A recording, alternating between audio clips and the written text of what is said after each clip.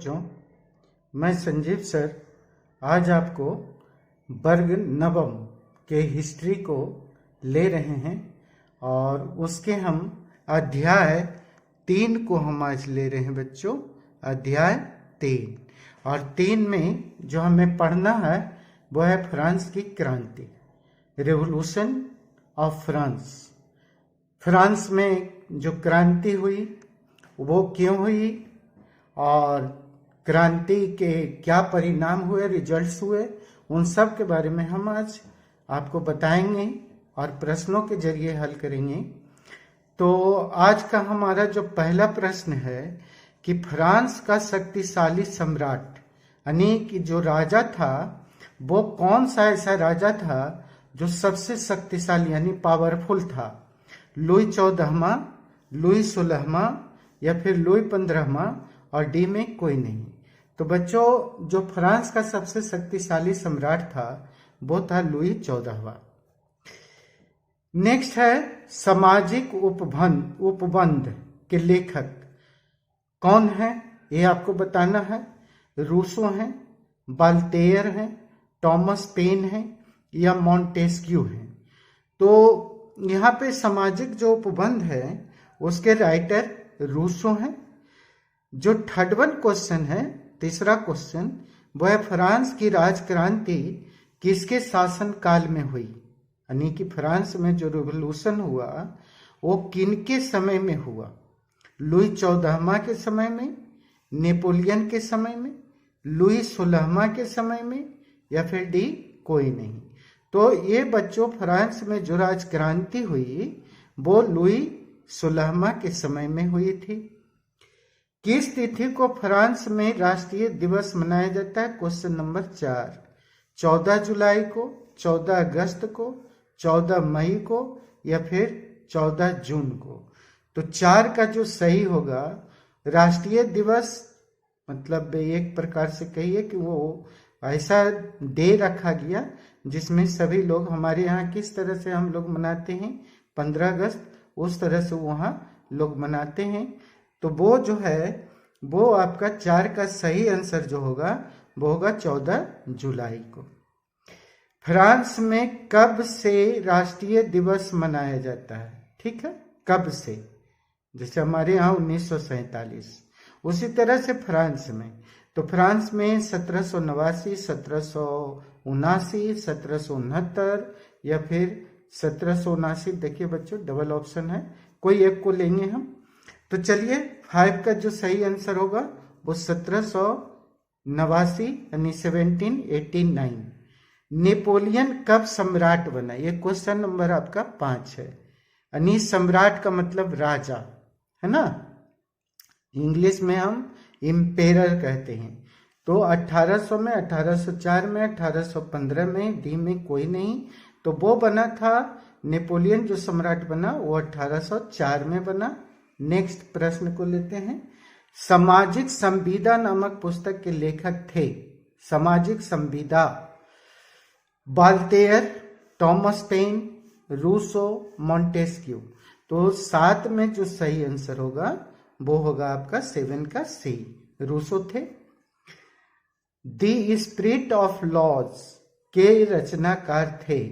Voltaire थे, Thomas pen थे, Rousseau थे, मॉन्टेस्क्यू थे।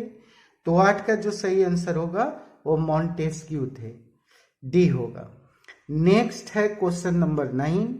लुई 16वां फ्रांस का शासक कब बना? है ना, शासक कब बना, यहाँ कब बताना है। 1764, 1763, 1774 या 1789। तो जो सही आंसर होगा 9 का वो होगा डी, 1789 ईस्वी में वो बना। फ्रांस में किस राजा को फांसी दी गई? वो कौन ऐसा राजा था जिसको फांसी दिया गया था? लुई 14वां थे, लुई 16वां थे, नेपोलियन थे या फिर कोई नहीं थे। तो जो 10 का सही आंसर होगा वो होगा बी, लुई 16वां को फांसी की सजा दी गई थी क्योंकि निरंकुश शासक था, किसी का बात नहीं सुनता था, है ना, हिटलर शाही करता था। नेक्स्ट है क्वेश्चन नंबर 11। स्टेट जनरल, है ना, स्टेट जनरल की बैठक किस तिथि को बुलाई गई? स्टेट। तो 11 का यहाँ पे आपको जो ऑप्शन दिया गया है 5 मई, 5 जून, 5 जुलाई, 4 मई, तो सही आंसर यहाँ पे 5 मई। फ्रांस के मुख्य दार्शनिक कौन कौन थे? वहाँ के जो फिलोसफर हुए वो कौन कौन थे?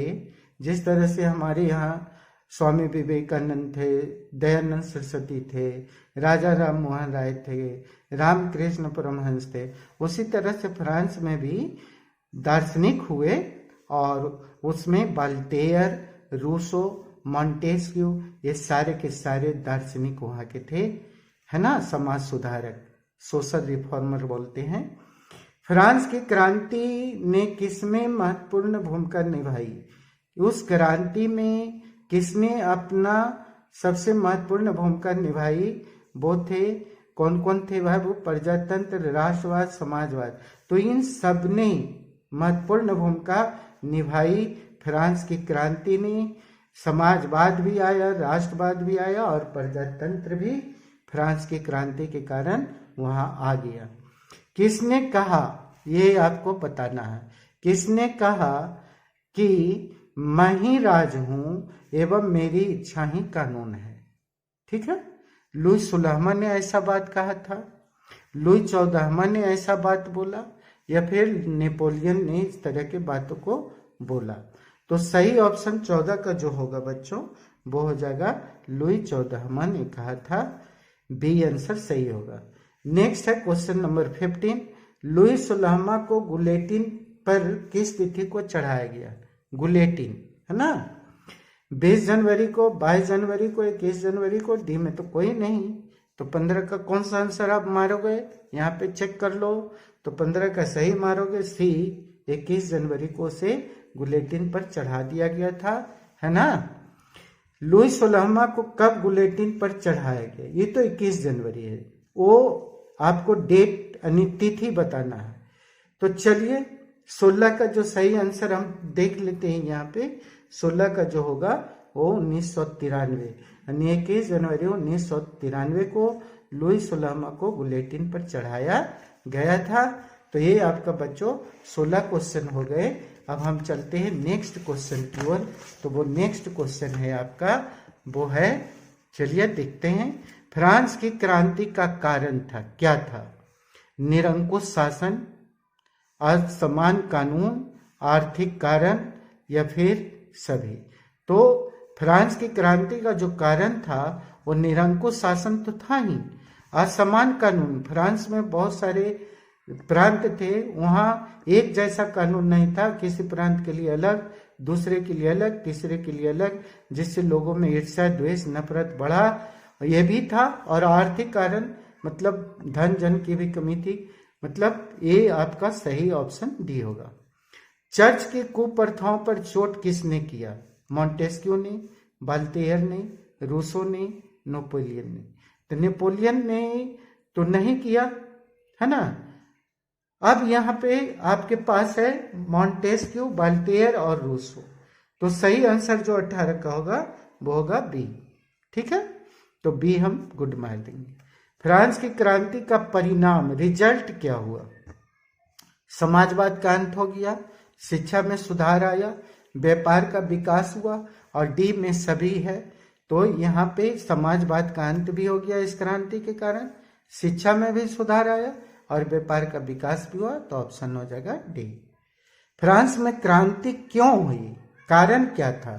तो कारण था क्रांति का मुख्य रूप से जो ऑप्शन से मिलाइए, निरंकुश शासन हम बोलते आ रहे हैं, अयोग्य शासक, ये भी सही बात है, दार्शनिकों की उपस्थिति, तो दार्शनिक तो अभी आपको बताए कौन कौन दार्शनिक थे वहाँ, मॉन्टेस्क्यू थे, वोल्टेयर थे, रूसो थे, तो ये दार्शनिक भी उपस्थित थे। इन्हीं सभी कारणों से फ्रांस में क्रांति हुई, तो ऑप्शन हो गया डी। तो बच्चों हमने इस अध्याय के 20 ऐसे प्रश्नों को करवाया जो हर परीक्षा के दृष्टिकोण से इम्पोर्टेंट हैं, और चाहे वो आप तैयारी किसी भी चीज का करो उसके लिए भी इम्पोर्टेंट है, और हिस्ट्री से बहुत सारे प्रश्न पूछे जाते हैं, तो ये आपके जीवन में बहुत काम आने वाला है।